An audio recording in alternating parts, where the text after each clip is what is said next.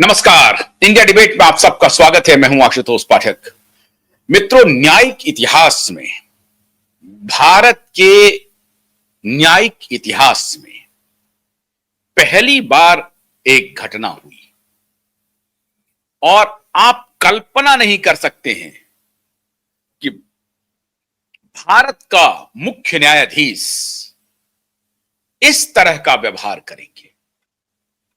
आपके दूर दूर तक, अरे साहब, इस देश में तो जो सेक्रेटरी है ना, एडिशनल सेक्रेटरी से ऊपर, joint secretary, additional secretary, chief secretary की तो बात ही छोड़ दीजिए, सेक्रेटरी ऑफ द डिपार्टमेंट किसी से मिलता नहीं, किसी से नहीं।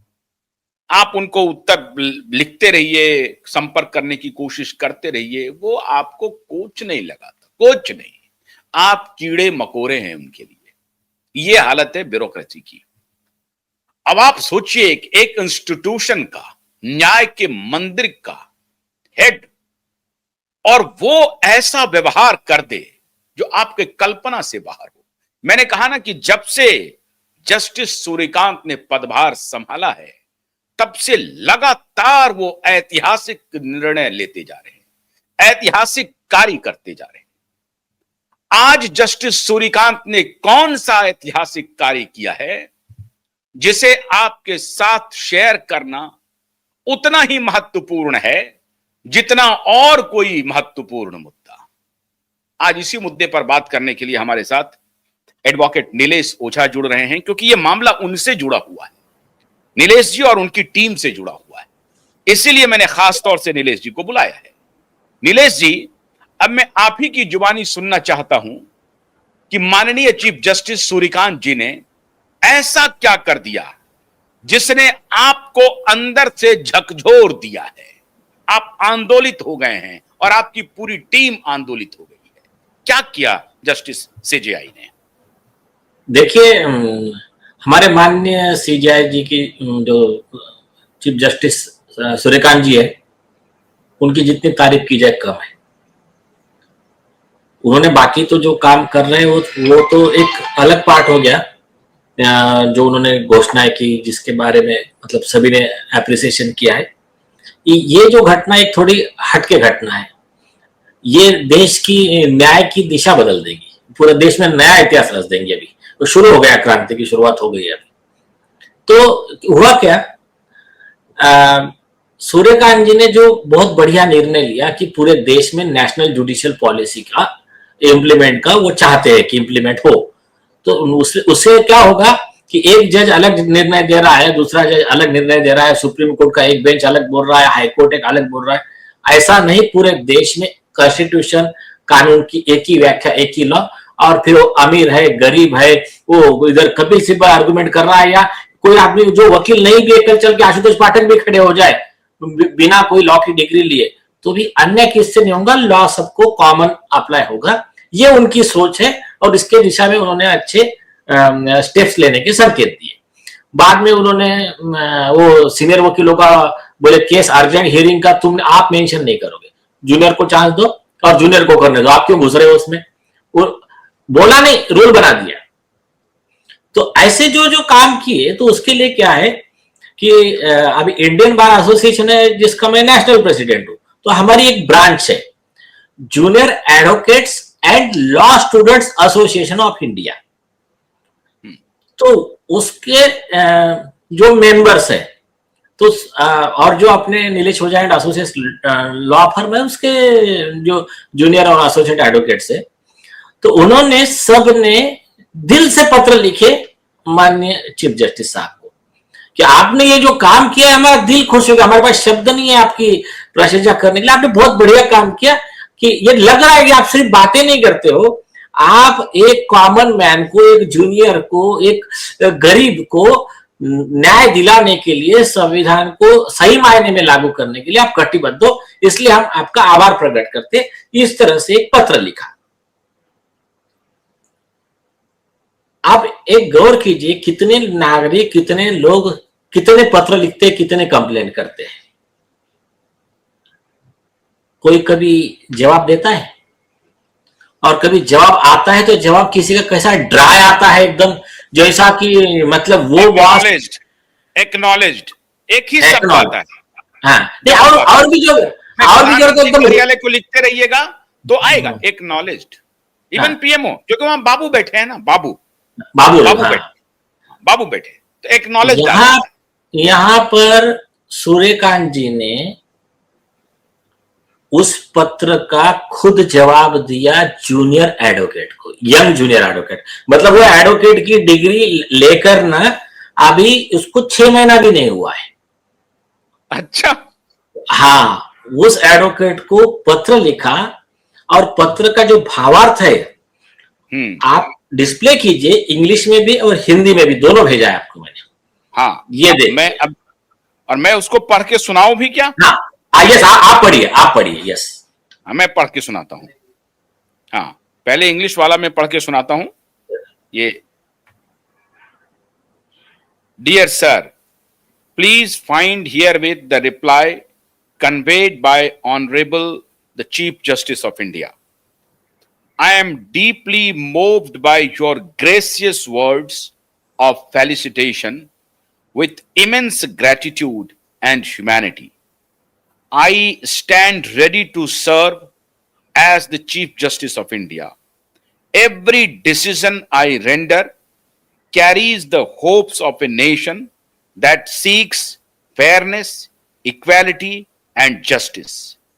In fulfilling my duties, I am ever mindful that the true strength of our Constitution lies in its people and in our collective commitment to justice. Your support and goodwill have been invaluable, and I look forward to your continued guidance as I endeavor to fulfill the duties of the office. Thank you once again for your एक second thoughtful message with warm regards, Kuntal Sharma Pathak, registrar cum PPS to honourable CJI, honourable chief justice of India. ये है उनका। हिंदी पढ़िए। हाँ अब मैं जरा हिंदी पढ़ता हूं। आदरणीय महोदय, कृपया माननीय भारत के मुख्य न्यायाधीश द्वारा प्रेषित उत्तर संलग्न रूप में स्वीकार करें। आपके सौहार्दपूर्ण अभिनंदन के शब्दों से मैं अत्यंत अभिभूत हूं। गहन कृतज्ञता और विनम्रता के साथ मैं भारत के मुख्य न्यायाधीश के रूप में अपने कर्तव्यों के निर्वहन हेतु सदैव तत्पर हूं। मेरे द्वारा दिया गया प्रत्येक निर्णय उस राष्ट्र की अपेक्षाओं को अपने भीतर समाहित करता है जो न्याय, समानता और निष्पक्षता की आकांक्षा रखता है।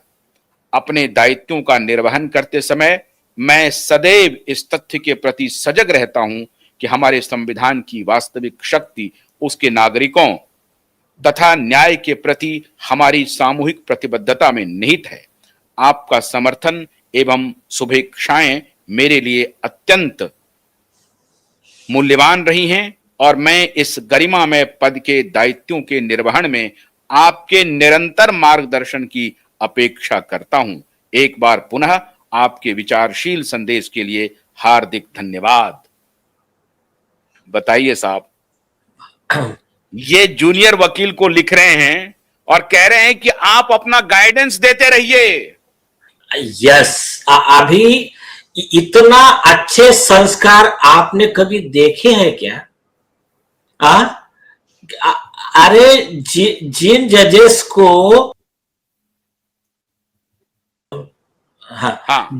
जिन जजेस को लॉ का नॉलेज नहीं है, कई ऐसे हम अभी तो हम लिस्ट पब्लिश करने वाले हैं, और नीचे के कोर्ट में बैठे हैं, वो इतना आरोगन से बात कर रहे, यस मिस्टर। और यहां पर चीफ जस्टिस ऑफ इंडिया साहब विनम्रता से कह रहे हैं एक जूनियर वकील को, युवा वकील को, कि साहब आपका सहयोग मेरे लिए बहुत महत्वपूर्ण है और आपके निरंतर मार्गदर्शन की अपेक्षा है। बताइए साहब, बताइए, जो अद्भुत हो गया। नहीं, मैं बताता हूं अभी, ये इसको अच्छे से मैं बताता हूं। देखिए क्या है, एक बहुत सिंपल चीज है। फलों का झाड़ जितना फलों से लदा रहता ना, उतना झुका रहता, जितना सूखा रहता उतना कड़क रहता। तना रहता है। हाँ, वो बोलते ना, एम्प्टी वेसल साउंड्स। प्रोवर्ब है, बिल्कुल ठीक है। हाँ, तो खाली बर्तन ज्यादा आवाज करता है। तो जो बिल्कुल सही। खोखले न्यायाधीश है ना, जिनको लॉ का नॉलेज नहीं है, जिनको संस्कार नहीं है, और जिनको न्याय नहीं करना है, जिनमें ईमानदारी नहीं है, वो चिल्लाना, गाली देना, ये काम करते हैं। तो सब आ गए उसमें, पब्लिक सर्वेंट आ गए, सब आ गए। सब आ गए। और जो संस्कारी है, जिनको नॉलेज है, वो हमेशा वो ये न विद्या विनय न शोभते। तो विद्या जो है वो विनय, विनय जिसके पास में रहेगा उसी को शोभा देती है। हाँ वही है ना, विद्या ददाति विनयम।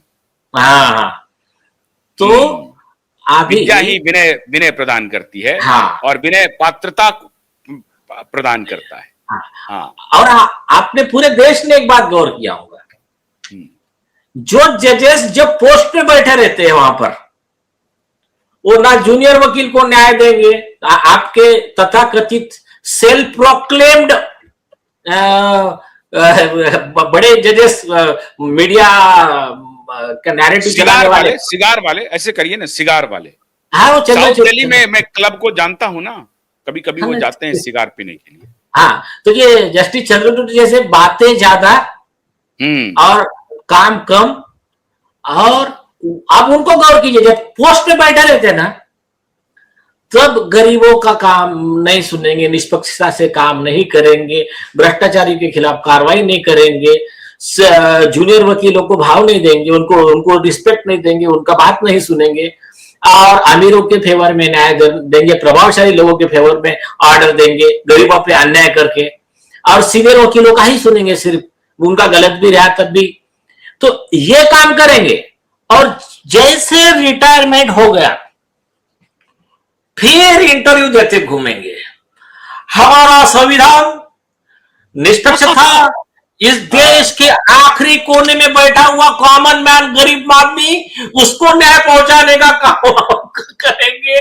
तो ये जो है ना, ये सारे नौटंकी साथ, और जब पद पर रहेंगे तो ये बनाएंगे ये। हाँ, तो हो गया, इधर उधर अपना बनाते रहो।